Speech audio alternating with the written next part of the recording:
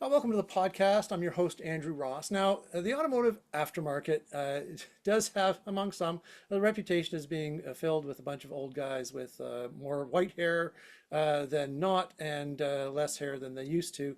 And while there's certainly a sizable component of folks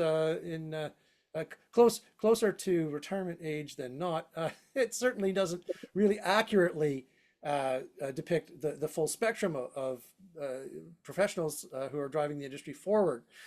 With me today is the new chair of the Young Professionals in Auto Care Committee. Am I getting that right, Kari? Yep, Uh, yep. Kari Hann, who is I've known for quite a while. She's in marketing communications with specialty sales and marketing, which is one of the largest and most respected sales organizations in Canada. Welcome to the podcast, Kari.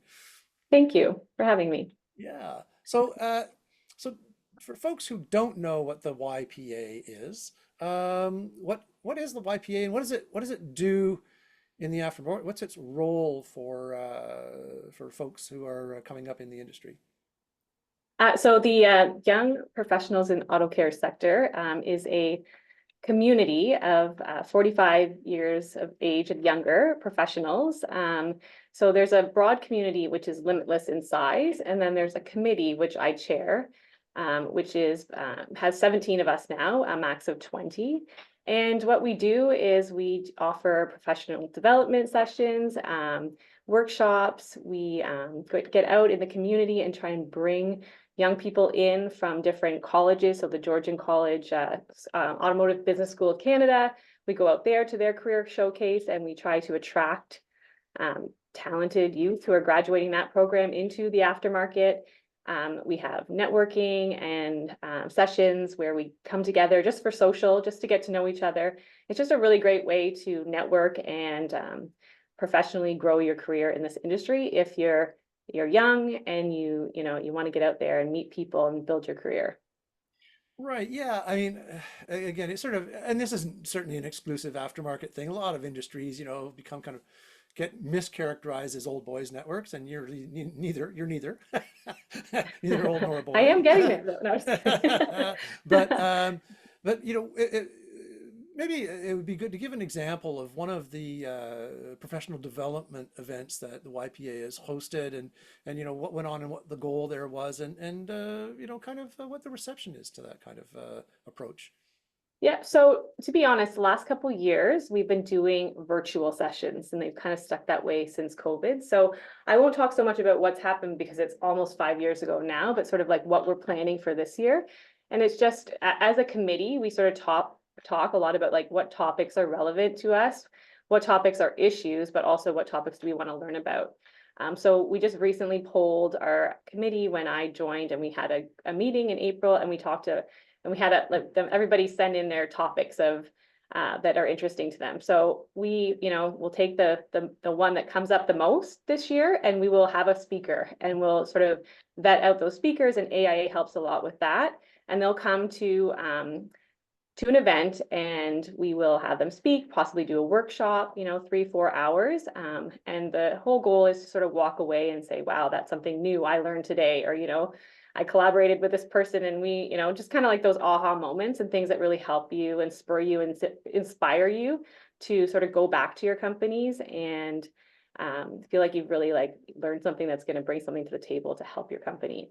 Sure, sure. What are some of the suggestions for a focus for future events? You said you're just kind of going through the list, but Yeah. is there, what are potentially attendees looking to see? Yeah, some of them that have come up a lot is leadership. They want, what is leadership, how to be a good leader. So, people that are in our group are really looking to grow and they want to know what it takes to lead a company because that's what their goal is one day.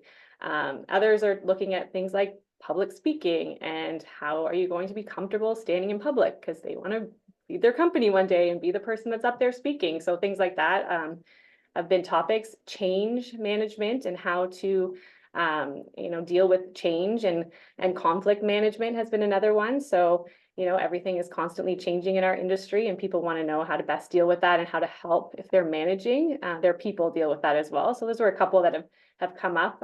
We haven't chosen our next topic yet, but we want to pick something that's going to help the most people so that they all walk away feeling that they really got something of value.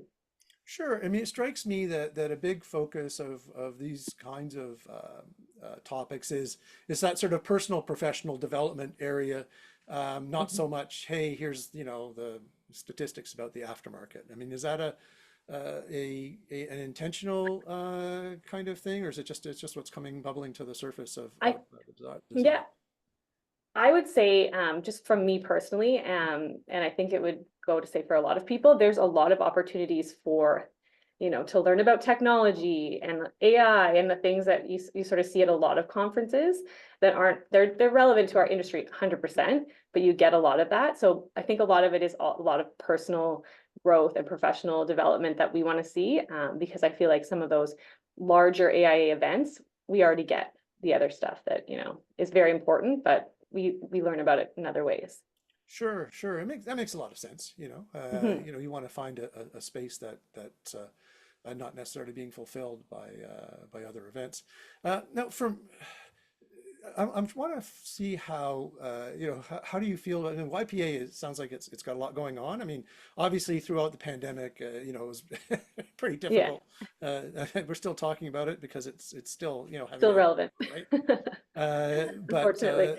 I mean, how does your career mesh with what's going on with YPA, and how do you see having this now resource when you reflect on what's happened in your career? Yeah, so I won't go into how exactly I kind of fell into the industry, which I did not like seek out a career in automotive. And it wasn't necessarily a passion of mine, but I almost was sold on the industry so I had a high school friend who worked at my company, and there was an open marketing position, and I was at a company that I wasn't like extremely happy with. So I ended up, throwing my resume out there and landing this job. And he really sold me. Like, it was so hard to explain the complexity of our industry and like all the different layers, but it was like almost selling you on like the family aspect of just like it's huge in size, but it's also small in like the scope of like everybody knows everybody, and it's just such a great place to work. At the time, you would say, "Oh, there's not a lot of females, you do great," that kind of thing. So I've been here at the same company for coming up on 16 years now. And I almost immediately joined the YPA, which was the YES committee at the time, the Young Executive Society. And I do remember at the time thinking, like, I am not an executive. Like, maybe I shouldn't be joining this. And I was really encouraged to do so because, my boss, our president, and still Ken Coulter, has always been actively involved in the AIA. He had been a board member and a former like distinguished services recipient, and just very much encouraged me to join. And I think that word executive not being in our name anymore is good, because it does discourage people who feel like I'm not an executive yet. Anyways, I've stayed involved, and I feel like it's helped me a lot because I've been able to network, I've been able to stay in touch with people, I've been able to keep up on relevant topics, take advantage of the professional development.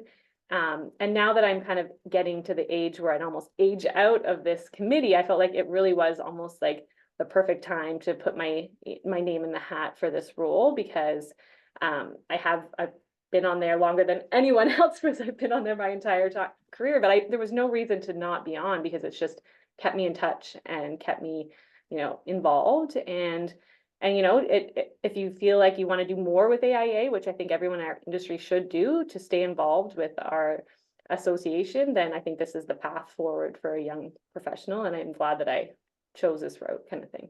Sure. From your standpoint, both as the chair of the group, as well as somebody who's been involved with it, how important is it be able to have, I don't know, at least kind of some common, demographic, I guess, if you want to say it, or, be able to, do you feel more comfortable around people who are sort of, in middle career or early career, as opposed to, being stuck in the middle of a room with, a bunch of I don't know, gray-haired old guys? Does it help the dynamic? I think it does, because people, if you're young and you feel like you don't have as much experience and knowledge, you're not going to speak up, even if you feel like you have something that's important to say, as you're not as likely to. You may, but if you're in a group of people that you just feel more comfortable around, then you're going to, make your voice heard, because you feel like, you know what, maybe this is relevant, maybe this is helpful. And everybody just has a different viewpoint, and at different, ages and stages of your life, you have, different information that you can share with others that can be helpful, especially when we're all tackling a lot of the same issues. So I do think for me, it's made me feel like my voice,